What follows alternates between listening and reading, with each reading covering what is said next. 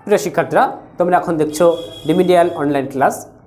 চ্যানেলের পক্ষ থেকে প্রত্যেককে আন্তরিক প্রীতি ও শুভেচ্ছা। আজকে অন্যান্য দিনের মতো দ্বাদশ শ্রেণী দর্শনের একটা গুরুত্বপূর্ণ ক্লাস নিয়ে এসেছি, যেটা দ্বাদশ শ্রেণী নয়, আপার ক্লাসে যেমন বিয়ের ছেলেরাও লক্ষ্য করতে পারবে, কারণ তোমাদেরও এগুলো সবসময় এসেই থাকে। ইদানিং যেমন ওপেন বুক এক্সামে যে সমস্ত পরীক্ষাগুলো হচ্ছে, এই জাতীয় প্রশ্নগুলো বিয়ে আসছে এবং আমার বিভিন্ন ছাত্রছাত্রী সেখানে তারা ফোন করে বিষয়গুলোকে জানছে বলে আমি বুঝতে পারছি যে এই জাতীয় প্রশ্নগুলো এখন আসছে। তাই প্রত্যেককে তোমাদের প্রয়োজন বিষয়গুলোকে বুঝে নেওয়ার। আজকে আমি দেবো যে একটি সংযোগিক বচন কখন সত্য হয়, একটি সংযোগিক বচন কখন সত্য হয়, এটাই আজকে আমার প্রশ্ন। কখন সত্য হয় প্রশ্নটিকে সম্পূর্ণ উত্তর পেতে তোমরা ডিসকাসলি ক্লাসটিকে শেষ অবধি দেখতে থাকো। দেখো পি ডট কিউ, এটা কি একটা সংযৌগিক বচন। এই পি ডট কিউ আমি বলেছি কখন সত্য হয়। এই পি ডট কিউ কখন সত্য হয় এটা তোমাকে জানতে গেলে আগে জানতে হবে তার ব্যতিক্রম ক্ষেত্র কি, যে কখন মিথ্যা হয়। আমি যেমন অন্ধকার না থাকলে আলোটা বুঝতে পারতাম না, ঠিক তেমনি মিথ্যা না থাকলে সত্যটাকে বুঝতে পারতাম না। ঠিক সেরকমভাবেই আমি প্রশ্ন রেখেছি তোমাদের কাছে, পি ডট কিউ কখন সত্য হয়। এটা বুঝতে গেলে তোমাকে এটা বুঝতে হবে আগে যে তাহলে পি ডট কিউ কখন মিথ্যা হয়। এটা বুঝলেই তুমি অটোমেটিকলি পি ডট কিউ কখন সত্য হচ্ছে অনিবার্যভাবে উত্তর আপনা আপনি পেয়ে যাবে। তো দেখো পি ডট কিউ কীভাবে মিথ্যা হচ্ছে। যদি পি সত্য হয় আর কিউ মিথ্যা হয় তাহলে পি ডট কিউ হবে মিথ্যা। ভালো লক্ষ্য করবি।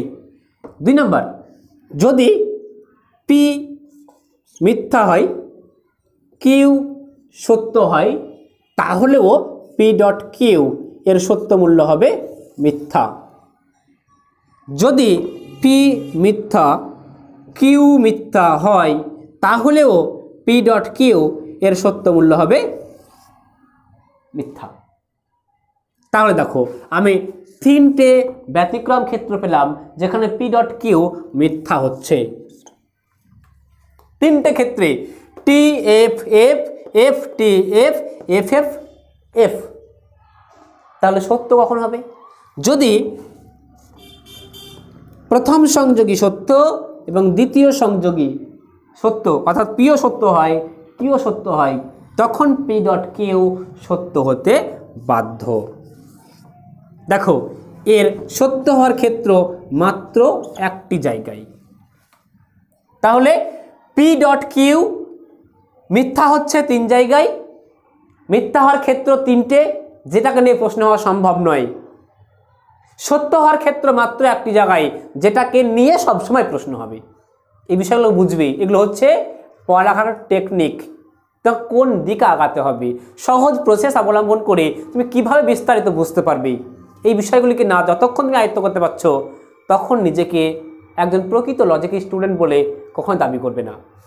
তো T F F, F T F, F F F এবং টি টি টি, এই হচ্ছে পি ডট কিউ টোটাল এক বেস।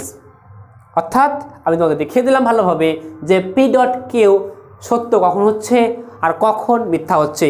এত সহজভাবে উপস্থাপন করে আশা করছে অনেকেই দেখান না, বা অনেকে আছেন যারা আমার থেকেও আর ভালো করে দেখান।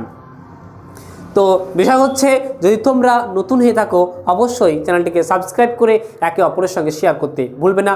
আজ